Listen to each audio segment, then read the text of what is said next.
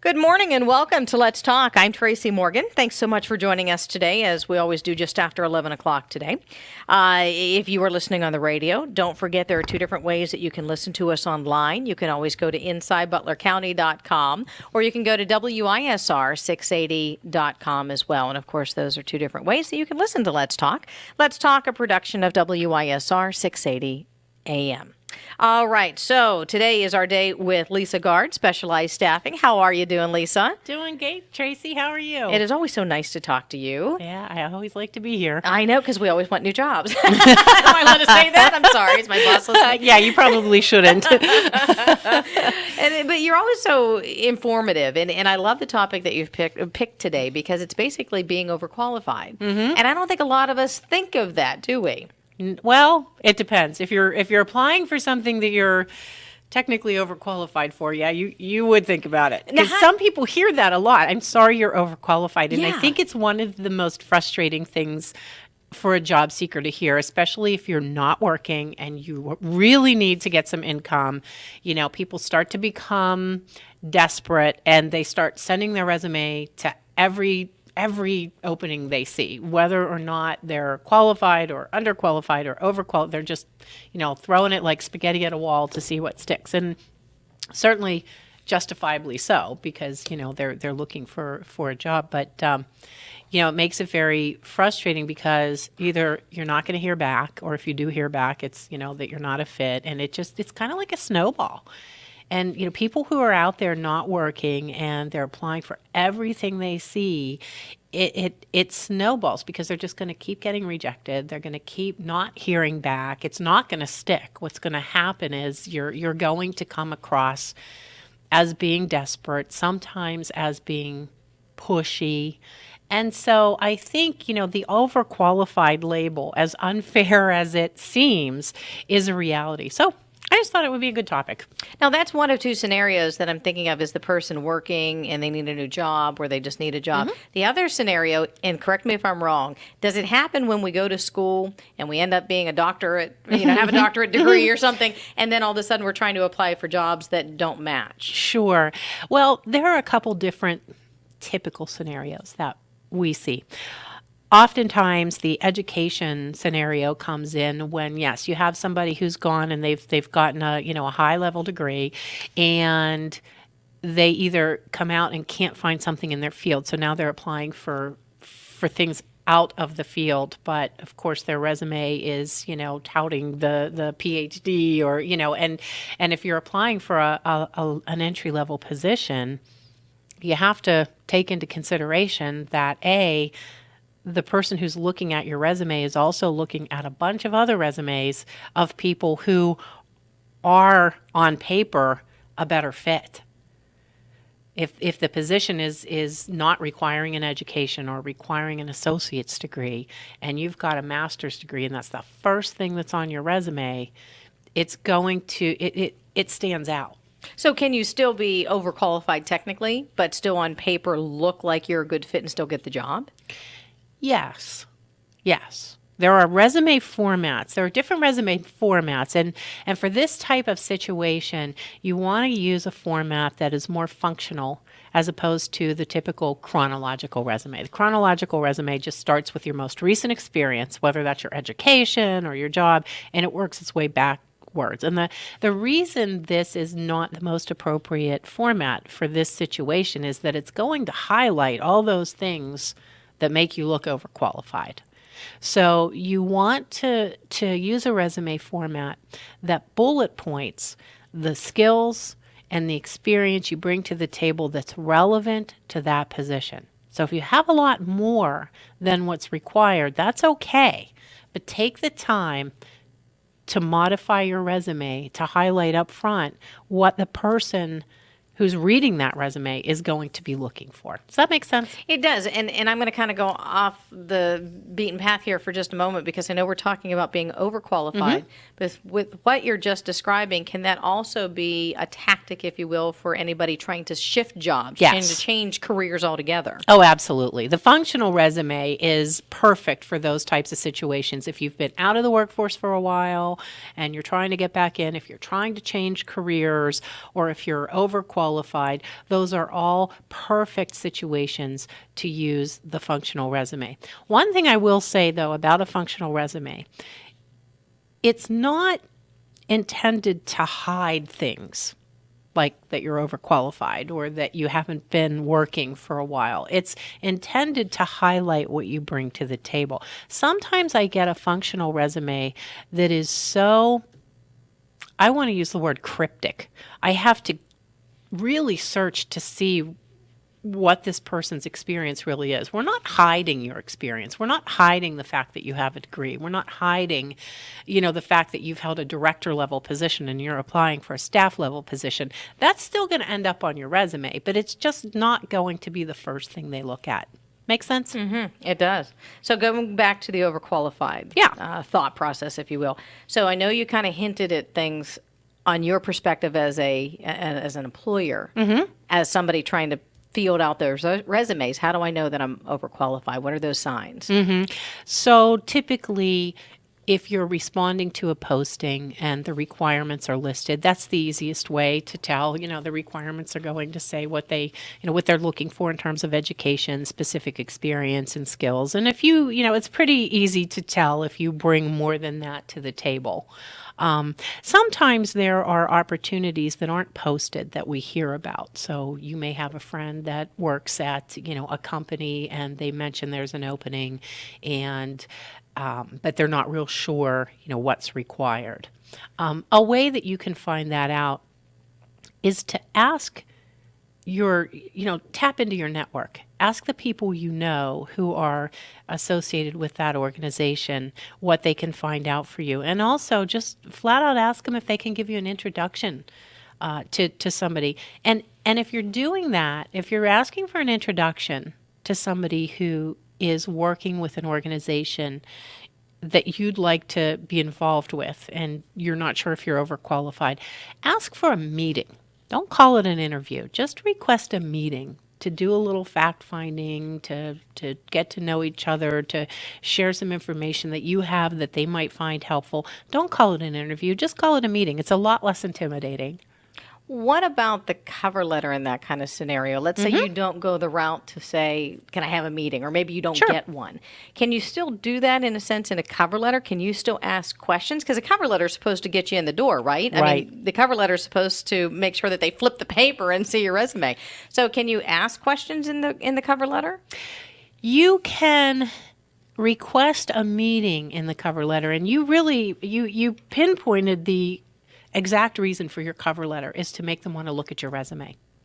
So if you're saying right up front in the cover letter that I want to do this type of work and would love to sit down and meet with you and discuss it further, that is going to make somebody want to look at the resume. Oh, okay. You know what I mean? They're going to look at that and say, oh, okay, well, what do they bring to the table? And again, if they turn the page and all they see is information that's irrelevant and way out in left field in terms of what they're looking for, you have to remember that they're also looking at other resumes that may look more appropriate. Can you do the job? Sure. I can do it with my eyes closed, my hands tied behind my back, but that's not what they're looking for. Lisa Gard is with us with Specialized Staffing, of course, and Specialized Staffing. We're going to continue on this overqualified thought process with you, but tell us what Specialized Staffing does. Sure. Well, Specialized is a staffing and recruiting firm. We help companies find people to fill their open positions. So, and typically we specialize in working with administrative candidates in the fields of accounting, finance, human resources, administration. We do a lot of work in manufacturing at the engineering, production manager, the salaried levels within manufacturing. And again, I always love to point out, because it's that mindset that needs to really be addressed, is that if I'm coming in to work with you as the potential employee to someone, I'm not paying you. Yes, that's a very good point. And, I don't mention that enough. Funny, we actually did a survey a number of years ago to potential candidates, and we found that the number one reason candidates did not apply to work with recruiting firms is the fee.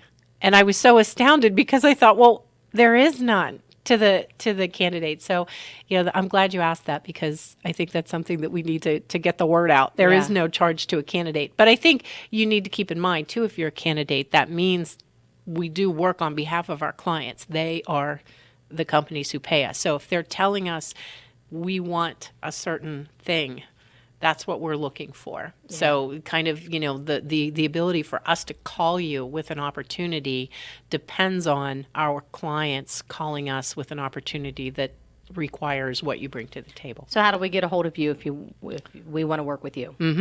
Okay, call 724-287-8380. You can go online at www.specializedstaffinginc.com. Okay, so back to overqualified. Yes. All right, so if I'm sitting here and I'm listening to this potential employer say, I don't want somebody qualified, I'm going to look at you and say, well, what's the problem? I mean, don't you want somebody that's overqualified, then underqualified, then you have somebody with the potential to do the job well?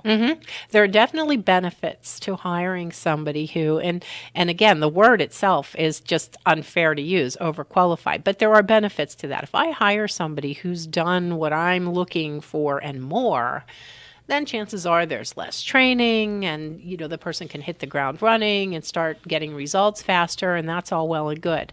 But there are certain things that employers think of when they see a candidate who is, quote, overqualified. And the first is that you're a flight risk. Oftentimes, candidates who come to the table that bring way more than what we're looking for typically are not working, and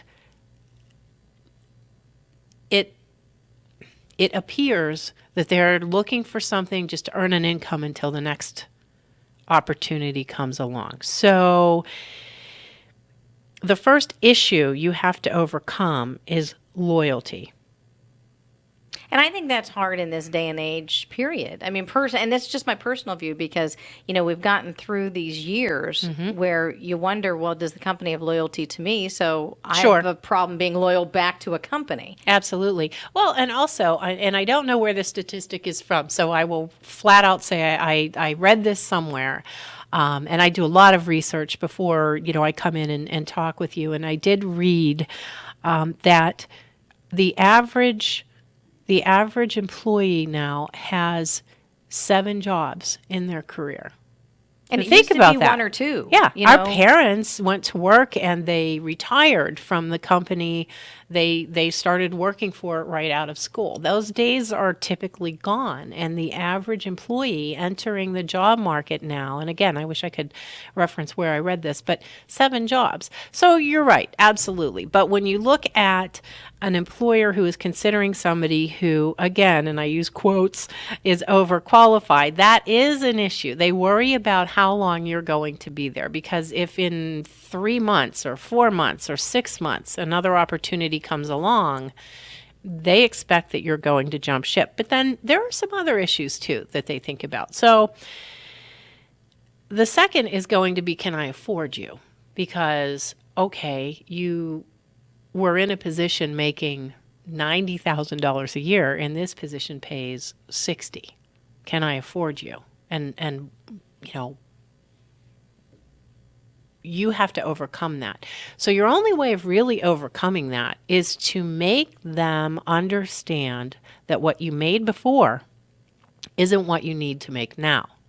And if it really is, and you are only looking for something to take you through to the next offer, you really might want to consider being upfront about that and talking about a potential contract for a period of time.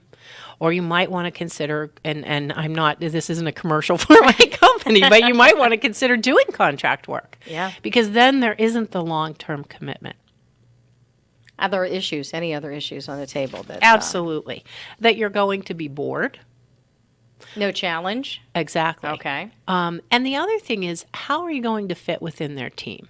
If you're a director level and you're coming in a staff level, you're used to being the boss. So there's going to be this concern, and you need to overcome that by demonstrating that you're flexible, that you're a team player. If you come across like, yeah, been there, done that, can run rings around you and your staff, that's going to come across very arrogant, and they're going to be afraid to consider you for the position. So really, you want to very much focus on your accomplishments within teams and give them examples of how you worked within teams and, achieved goals with other people, and how you're cooperative, and how, you're successful in that type of a role, as opposed to being the boss. And I like how you pointed out being challenged at a job, because I think that's something as an individual trying to look for another job needs to think about. And I know we've talked about in the past how specialized staffing will help an individual kind of pinpoint what their interests are, where they want to grow. Sure. Because I'm not sure many people think about that when they're just trying to get another job. Right. And we see people who, I have an example. So we see a lot of business owners who aren't business owners anymore for one reason or the other. Some of them, it's that the business didn't work out and they closed the doors. Others, it's that they were successful and they sold the business and they're looking for something else to do. So there are two sides of the coin there. And there are reasons somebody like that might want to go to work for another business owner. And I know oftentimes somebody who previously owned a business, there's a perception that they're not going to be happy working for someone else. And, I know people who have been in business and who have struggled with certain parts of running a business. When you own a business, you're doing everything. And what you find when you own a business is you find what your strengths are and what your weaknesses are. And you just may not enjoy doing all of it. So if you've sold your business or shut the doors and you're looking to interview for a position, and let's just say, for example, you owned a business and now you're applying for a job as a staff accountant. I always somehow pick staff accountants, but you're applying for a job where you're going to, just really be involved in payables, receivables, payroll, bank reconciliations, that sort of thing. It will make sense to me if I'm interviewing you, if you say to me, look, I owned a business. I did everything. I did sales. I did production. I did the books. And you know what I found is that I absolutely am not a salesperson. Didn't like being the face of the company. Really found that my strengths are, and what I enjoy is the number crunching. And, and when clients didn't pay us, I really liked working with our customers to come to an agreement, work out a payment schedule. Now that's telling me, okay, you're going to help me get paid faster. Yeah. So you can have a reason, and you can demonstrate to a potential hiring manager that you really want to do a job, as opposed to this is just something that I can do and I will do until something better comes along. So how do you get your foot in the door if you're overqualified, but you really want to get that job? So I think there are two ways that stand out to me. The first and most important, and I think I always talk about this, is networking. Think about who you know that might know somebody in the organization and ask for a meeting. The other way would be to go ahead and send your credentials. But again, in the cover letter, really emphasize that this is something that you want to do.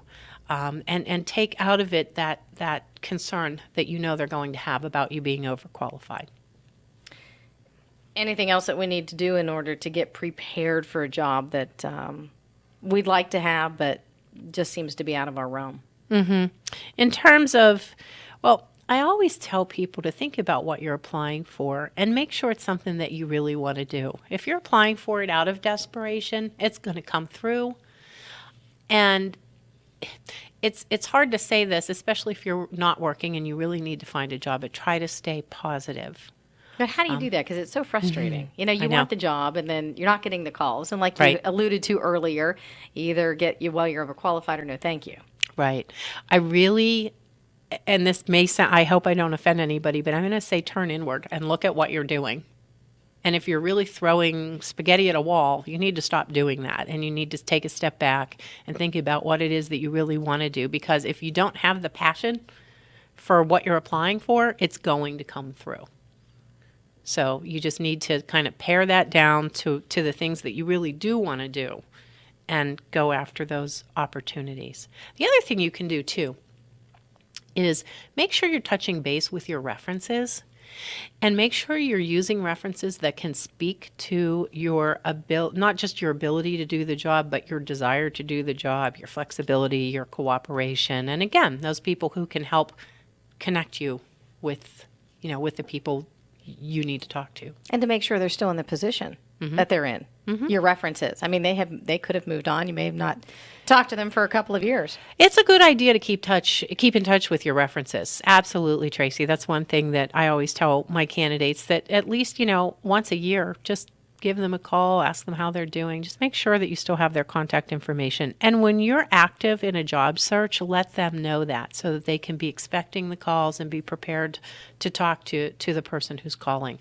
One thing that's very that's very critical and that jeopardizes candidates' consideration is if we can't get a hold of the references. If you give us references and they won't call us back, and they won't give us information, that's not a good representation. So you need references that are going to share helpful information. How does it typically work? Maybe everybody's different. I'm thinking of somebody sitting there waiting to hear back from a potential employer. Is the potential employer, is he or she checking the references first before they call you back, or do they call you back, then check the references, then get you in for the interview? I mean, what's a typical way that an interview would roll? In my experience, typically references are called once you're met with and interviewed and being considered. References are typically, we use them to confirm what we've deduced by interviewing you. So when we talk to a reference, it's normally prior to submitting a resume to a client, but you've already interviewed with us. If you're not working with a staffing firm and you're interviewing with an employer, typically those references are asked for when you come for the interview.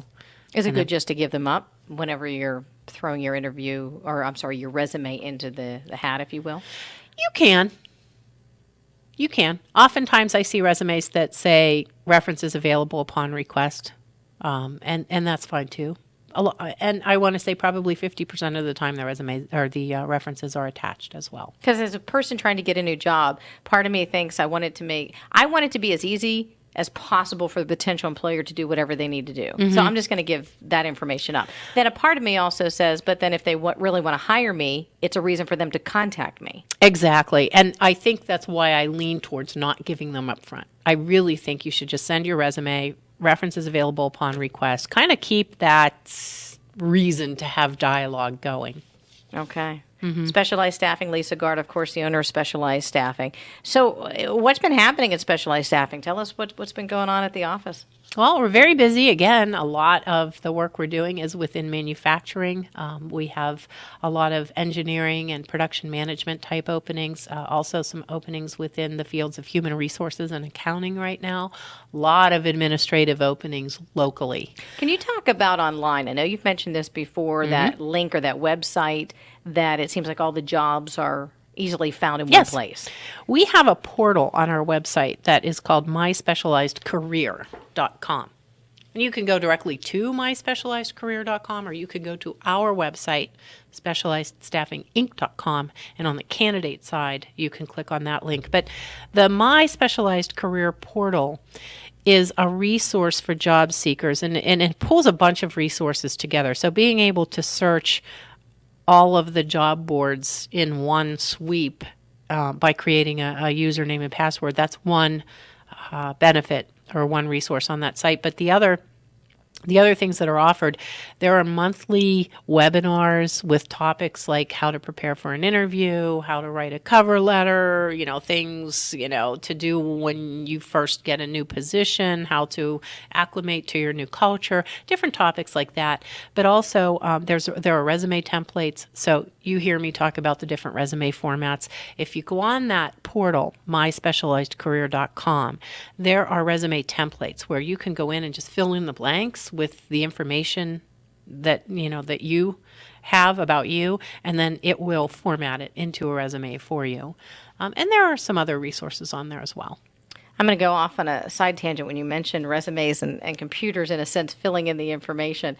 How does it work whenever we're on different websites where you can either upload your resume, what you already have, PDF or Word document, or it takes the information from your document and it just starts inserting into whatever job application that I'm trying to accomplish. Do you know what I'm referencing there? I mean, how does that work? Because my curiosity is, if I'm going for accounting, I may have one style of resume, and then maybe through that same search engine, I would like to be a farmer. I mean, it's a whole different, field. So how can you have one resume and it take what you need to those specific jobs? That's why it's important to have more than one resume. If you should have your accounting resume, and then you should have your farmer resume, and they should be separate. Okay. Because it's going to pull everything. And then you look like you're not qualified for a job. Right. Absolutely. All right. Any final thoughts on being overqualified and the importance of it, of us identifying with what's good for us and what's not good for us? I think it's just really important to, again, take your time, step back, think about what you're doing. Does it make sense? If your true motivation is just to earn a paycheck until the next better offer comes along, you need to be as honest as you can about that without jeopardizing your chances. So again, you can talk about a contract. You can go and you can apply with a contract staffing firm. That kind of takes the long-term commitment out of it. But again, just make sure you're doing what's right for you. And then also, I wanted to share, there's an organization in Cranberry called Discover Hope Here. And it's an organization, it's a volunteer-based organization, and what they do is they provide resources for job seekers, for professional job seekers, that, anything with sitting down with somebody one-on-one and having them help you with your resume. Or sitting down with somebody one-on-one and just talking about, I'm hearing that I'm overqualified and I'm frustrated. Some of these things that I pointed out today, it's great. We have a half an hour and I, touch on some bullet points. But the volunteers at Discover Hope Here can actually work with you one-on-one. And they also have group workshops to kind of get over a lot of the barriers and a lot of the frustrations that you encounter if you're not working and you're really looking for a job. And they do have a website. It's www.discoverhopehere.com. And we can just get in touch with them there, or again, look online to your own website. What's your website again? Get your contact information out there. Sure. It's SpecializedStaffingInc.com, and 724-287-8380 is the phone number. With the office in Butler, but even if you're looking for work outside of Butler, you can go to Specialized Staffing and still see what could be a good match. Sure, absolutely. We have opportunities. We have clients who are all over Western Pennsylvania, even Eastern Ohio, and up into the southern tier of New York. Very good. Lisa, thanks so much for coming in today. Thanks for having me, Tracy. And folks, thanks again for joining us for Let's Talk. Of course, you can always join us online again at InsideButlerCounty.com if you'd like to go there. And of course, you can listen to us right here on the radio. Thanks so much for joining us. I'm Tracy Morgan.